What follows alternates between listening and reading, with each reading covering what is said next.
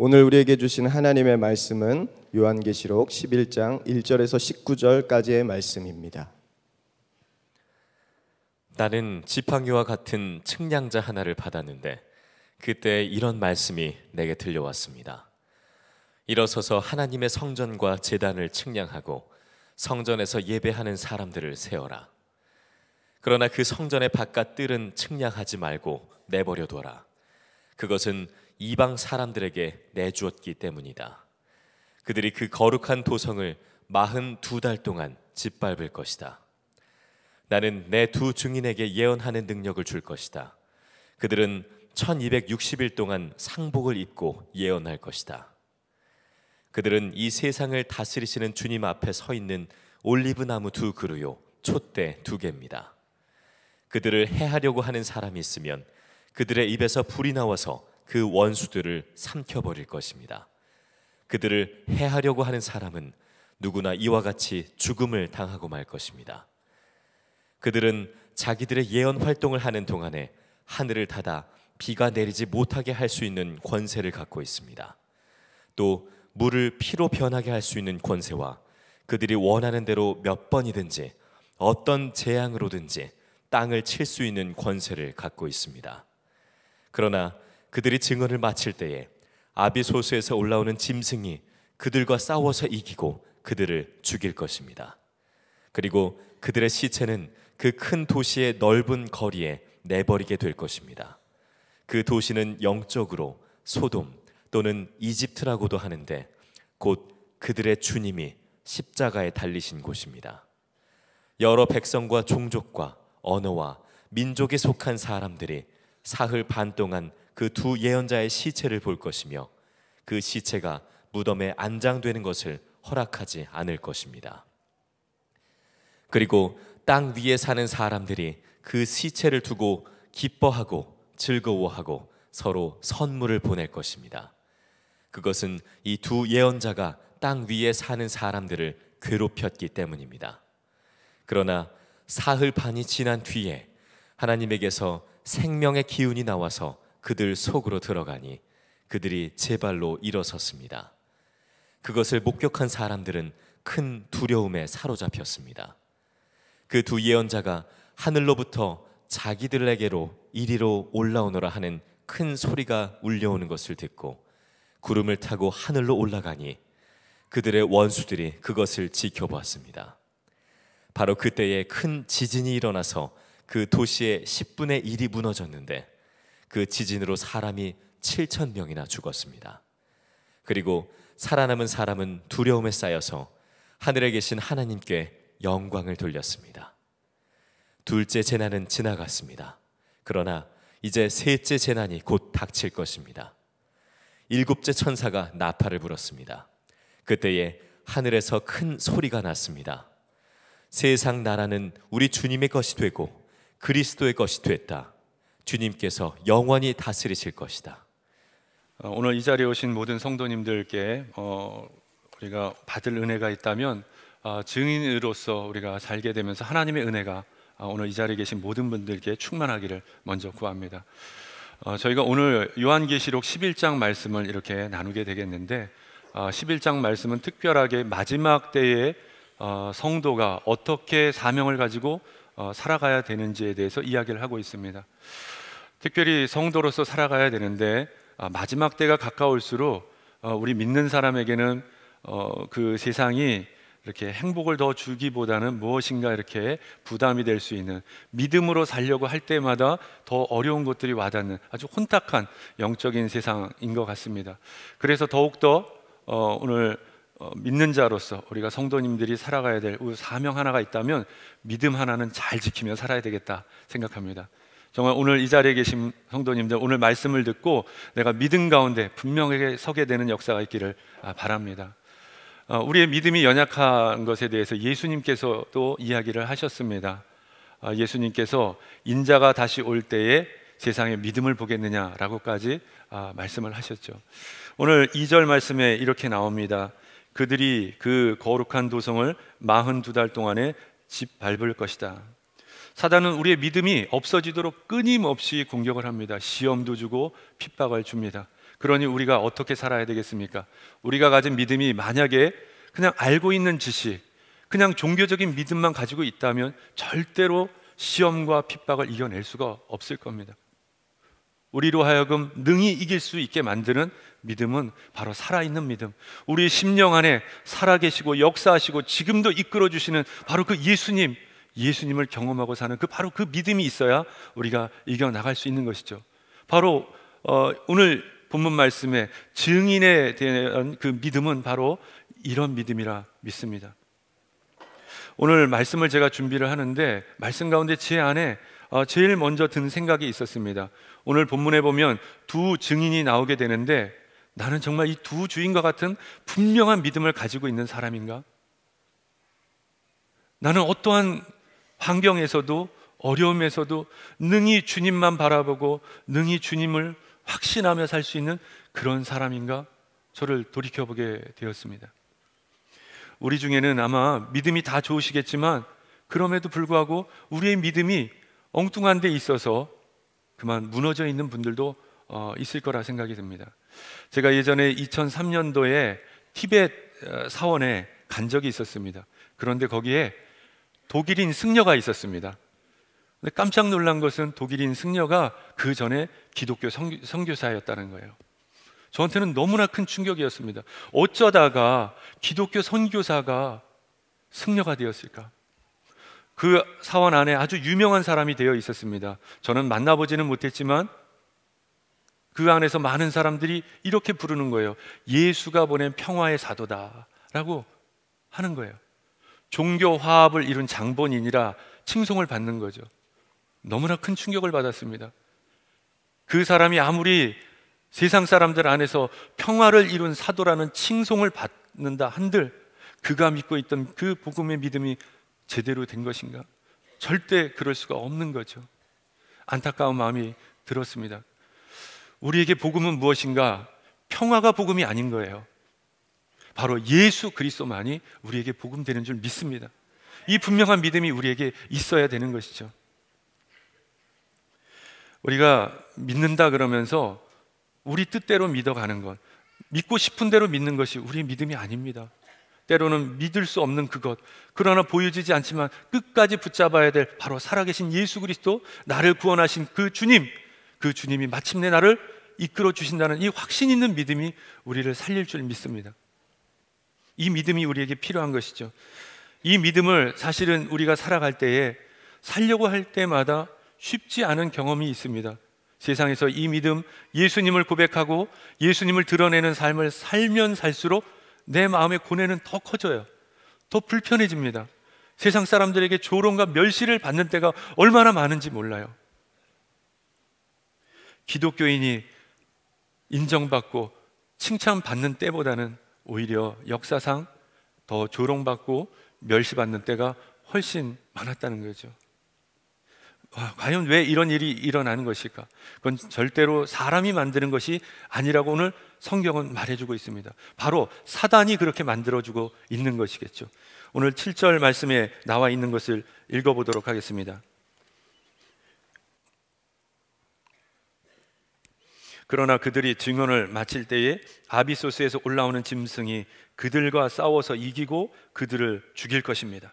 성도 여러분, 사단은 늘 주님이 사랑하시는 교회와 성도들을 핍박하고 죽이려고 합니다. 그렇게 핍박을 하고 힘들게 하는 이유가 있다면 어떤 것이 있겠습니까?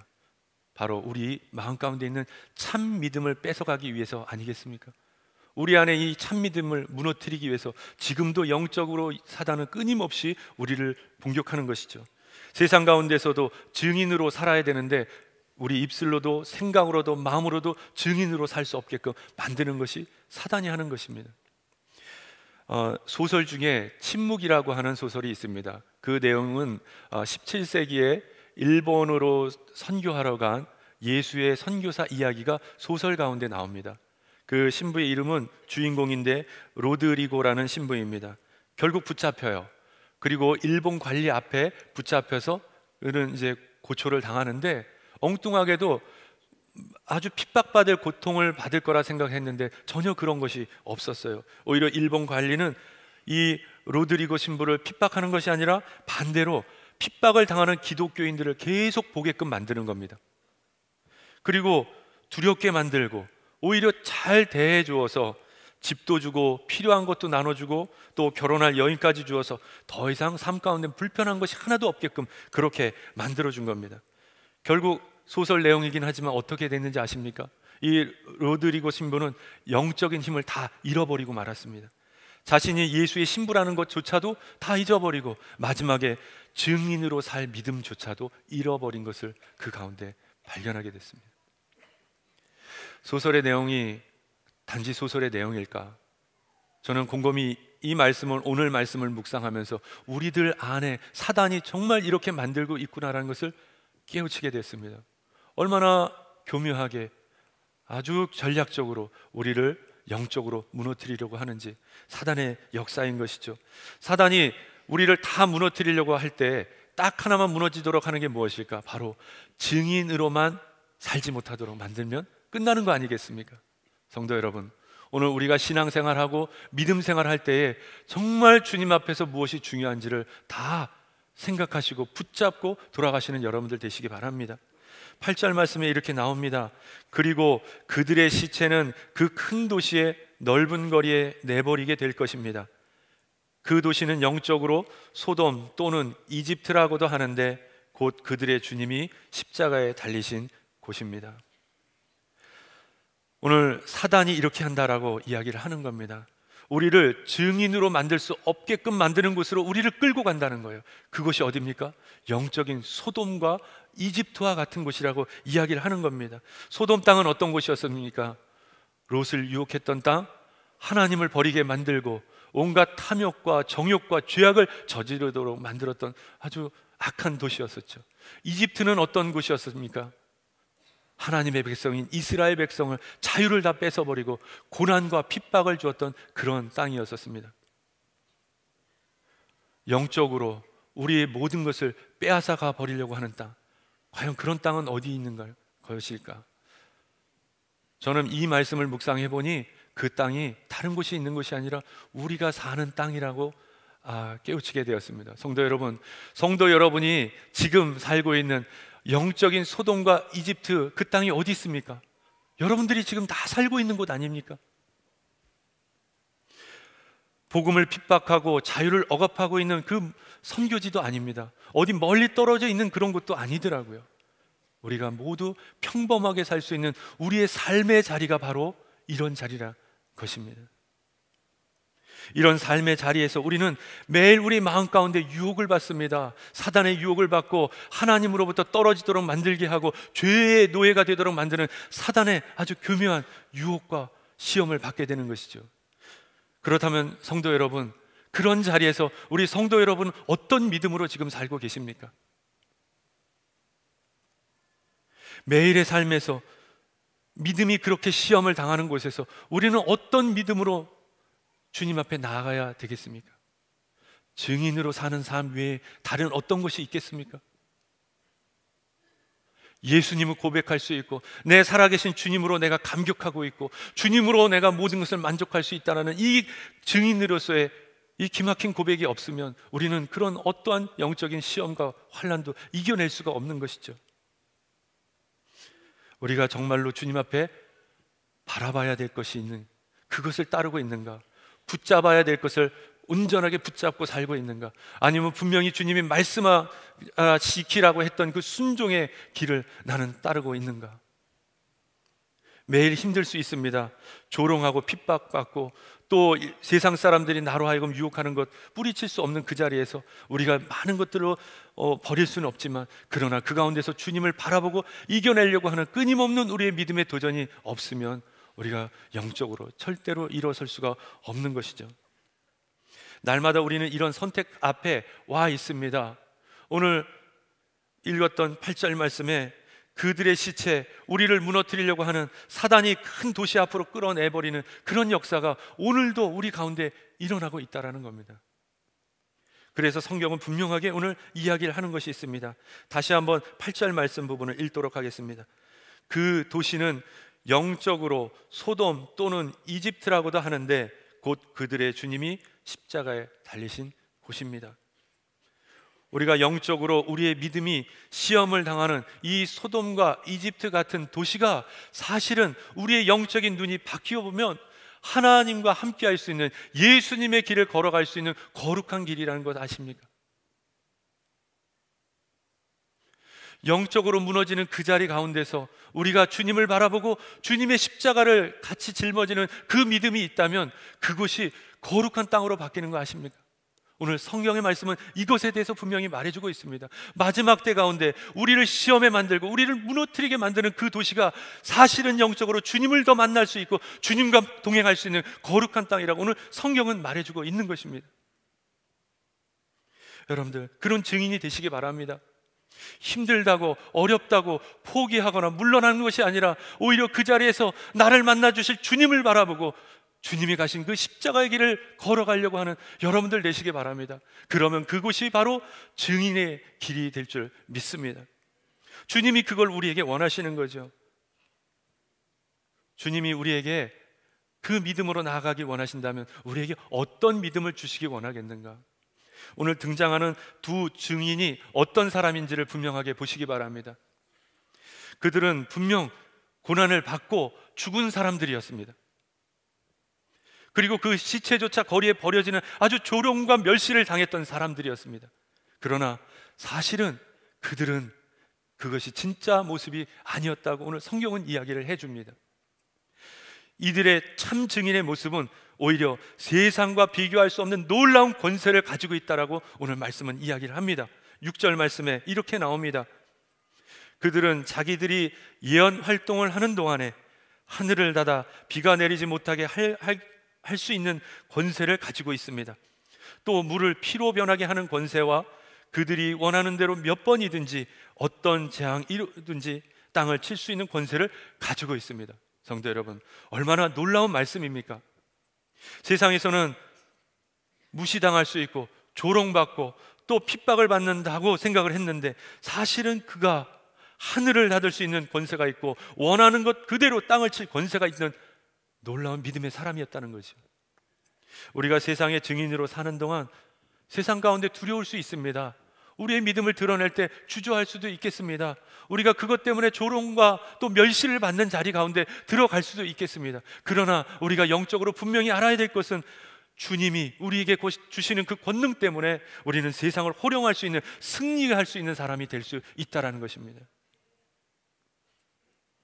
바로 우리 안에 예수 그리스도께서 머물고 계시기 때문입니다. 그분은 우리에게 하나님의 아들 된 권세를 허락해 주셨습니다. 어떠한 시험과 환난 가운데에서도 우리가 영적으로 기도하면 나가면 반드시 승리를 얻게끔 만들 수 있는 은혜를 부어 주셨습니다. 성경은 이런 자들에 대해서 한 가지 더를 분명하게 이야기해 주는 곳이 있습니다. 바로 우리가 모두가 주님 앞에 서 있는 올리브 나무요 촛대라고 이야기를 하는 것이죠. 4절 말씀에 이렇게 나옵니다. 그들은 이 세상을 다스리시는 주님 앞에 서 있는 올리브 나무 두 그루요 촛대 두 개입니다. 사실은 이 말씀은 스갈에서 4장에 나오는 환상과 같은 동일한 환상이라고 많은 주석가분들이 이야기를 하고 있습니다. 이 세상을 승리하는 이들이 과연 누구냐라고 말을 한다면 주님 앞에 서 있는 올리브 나무요 촛대라고 이야기를 하는 것이죠. 이 말은 어떤 말이냐면 주님의 영으로 덮인 자들이 승리한다라고 하는 내용입니다. 스갈에서 4장 3절 6절 말씀에 이렇게 나옵니다. 그 등잔대 곁에 두 감람나무가 있는데 6절 말씀에 만군의 여호와께서 말씀하시되 이는 힘으로 되지 아니하며 능력으로 되지 아니하고 오직 나의 영으로 되느니라. 아멘. 세상을 담대하게 이길 수 있는 그 놀라운 능력과 권세는 바로 예수 그리스도 안에 있습니다. 이것이 우리가 고백할 수 있는 유일한 믿음인 것이죠. 이것을 알면 우리가 세상 가운데서도 믿음의 담대한 용기를 내며 살 수 있습니다. 증인의 믿음을 가진 자들의 고백이 있습니다. 동일한 그 고백이 무엇인지 아십니까? 내가 가진 능력은 없지만 믿음을 주시는 분이 바로 예수 그리스도이시다라는 이 고백입니다.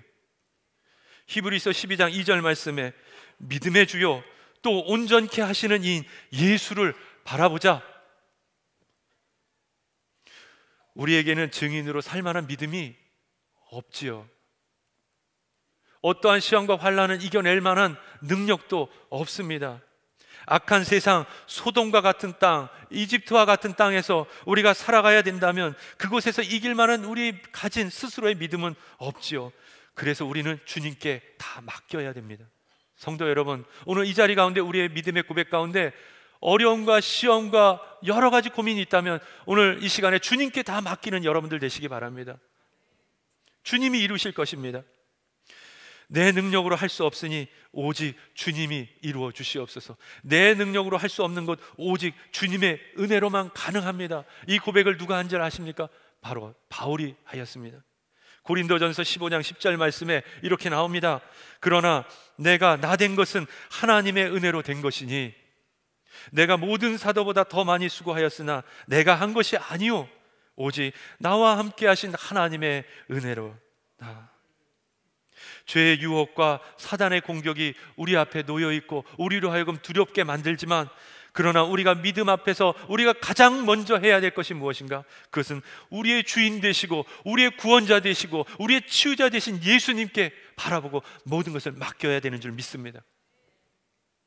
예수님께 맡길 때에 그 놀라운 권세가 우리에게 덮여진다는 것, 오늘 읽었던 요한계시록 말씀 가운데 임했던 우리가 올리브 나무요, 그리고 우리가 촛대일 때 하나님의 거룩한 영으로 덮여 있을 때 그 막막했고 묶여있고 어두웠던 그런 세상 가운데 우리는 빛을 들고 나갈 수 있는 믿음의 사람이라는 것, 오늘 모든 성도님들 다 고백하시고 돌아가시기 바랍니다.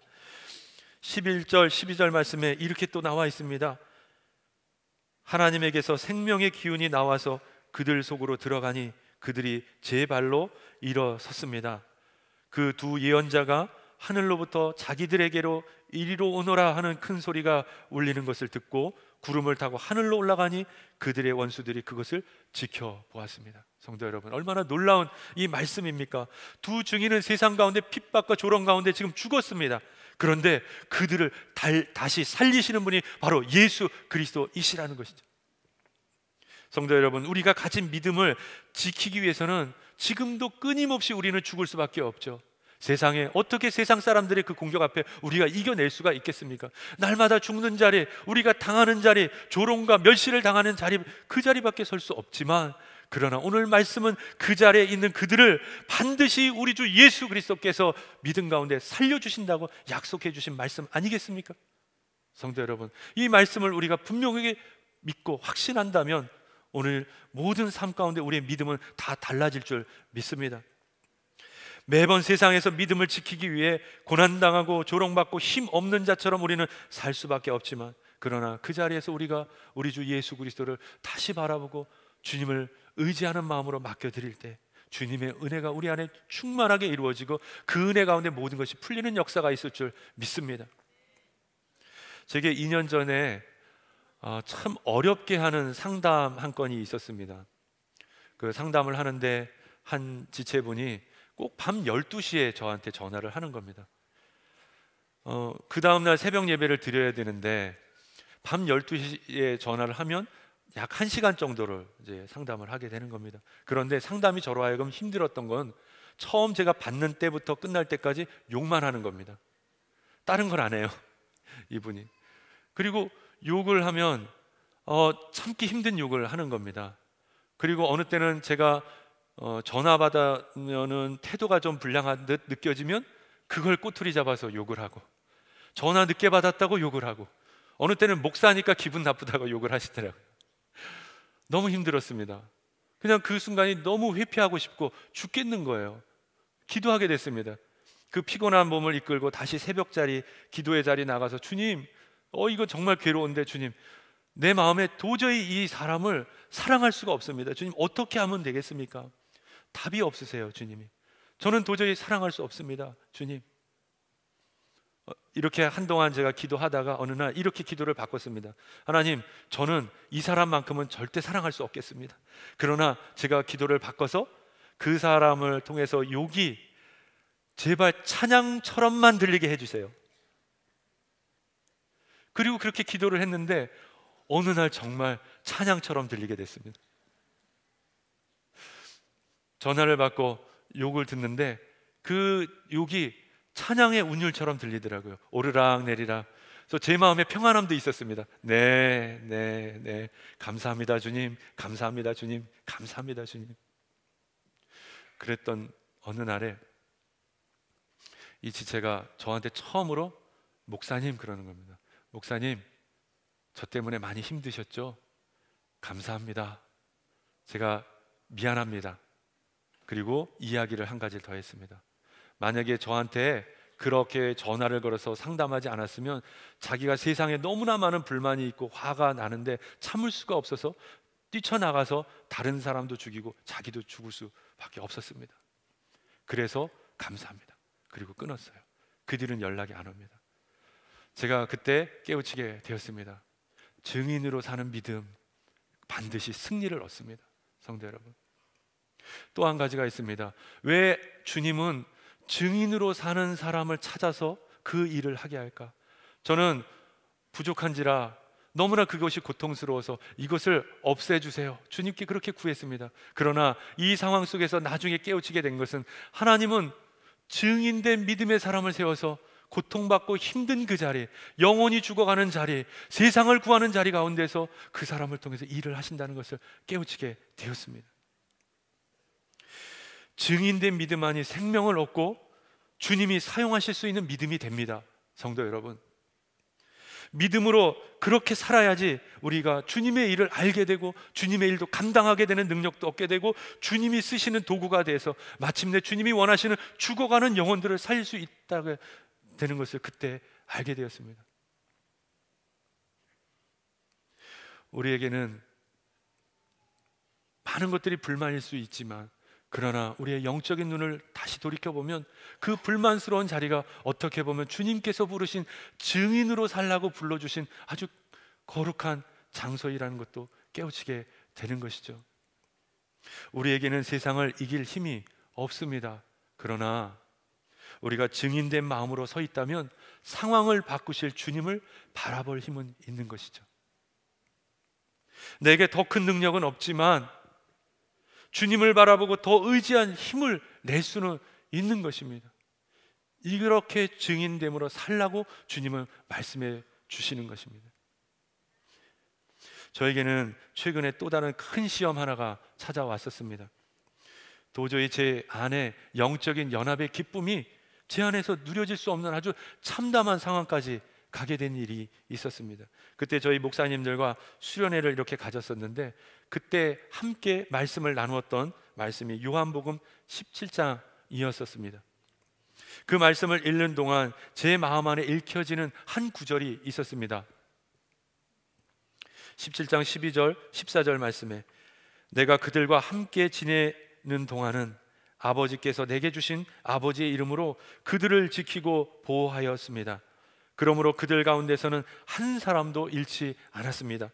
세상은 그들을 미워하였습니다.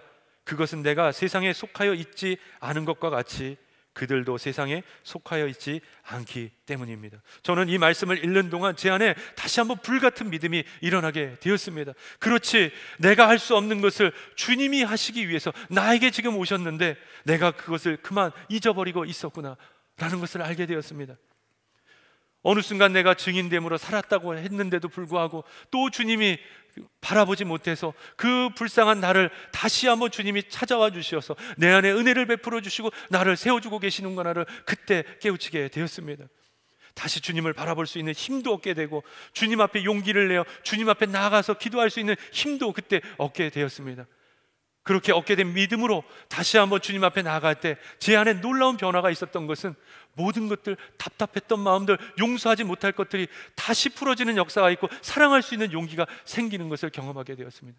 성도 여러분, 오늘 이 자리 가운데 답답한 마음, 이 세상 가운데 무너졌던 그 자리에서 힘든 마음이 있다면 오늘 이 자리 가운데 다 고백하시고 주님 앞에서 힘을 얻고 은혜 받는 자로 서시는 여러분들 되시기를 축복합니다.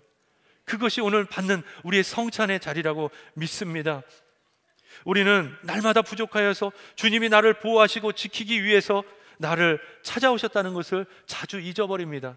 오히려 그것이 믿어지지 못하니까 우리는 믿는다고 하면서도 증인된 삶으로 살지는 못하는 것이죠.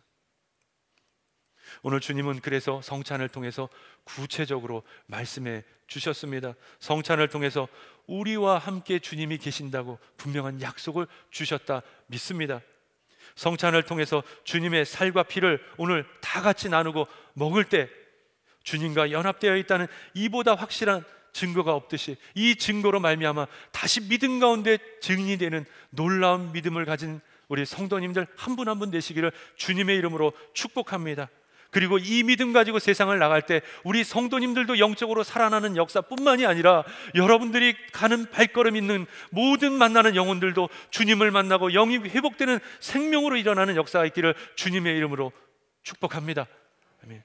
우리 이 시간에 함께 성찬을 받기 전에 기도하도록 하겠습니다. 이 시간 함께 기도하실 때에 주님, 우리가 다시 증인으로 살기 원합니다. 이 시간 우리 안에 주님의 능력을 부어 주시옵소서. 살아계신 예수 그리스도의 능력을 덧입게 하셔서 세상에서 승리하게 하여 주시옵시고 세상에 속한 자가 아니라 주님의 속한 자로 살게 하여 주시옵소서. 다 함께 주님의 이름을 부르고 기도하도록 하겠습니다. 주여